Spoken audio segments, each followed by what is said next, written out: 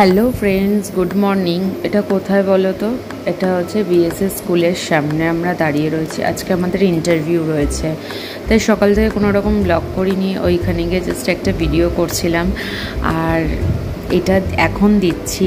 তার কারণ হচ্ছে পরে বলছি। আমি বাড়ি এসে গেছি ইন্টারভিউ দিয়ে, আর আসার পরে আমরা একটু মেলায় গেছিলাম সন্ধ্যাবেলায়।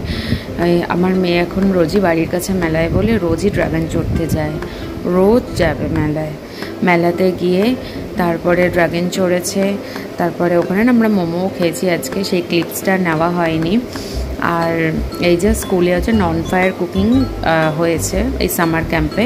তো আজকে এরকম বলেছে প্রিন্সেস ড্রেস পরে যেতে, আর কেক দিয়েছে।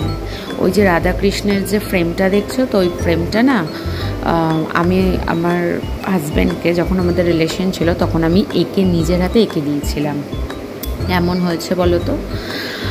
আচ্ছা, এবার তারপরে আসল কথাটায় আসি। সেটা হচ্ছে কি, আমরা যে ইন্টারভিউ দিতে গেছিলাম সেইটা আমাদের রেজাল্ট আউট হয়েছে।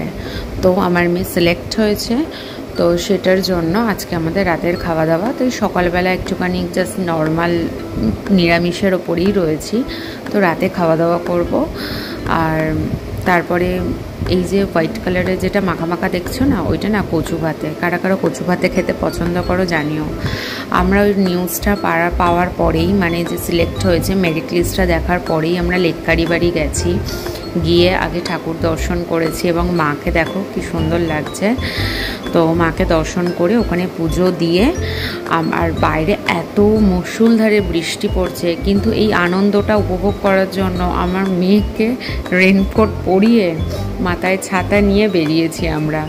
তাও মানে দিনটা তো আর ফিরে পাওয়া যাবে না, এই জন্য ফেরার পথে মৌচাকের উল্টো দিকে গোলপার্ক থেকে মোমো খেয়ে বাড়ি ফিরেছি।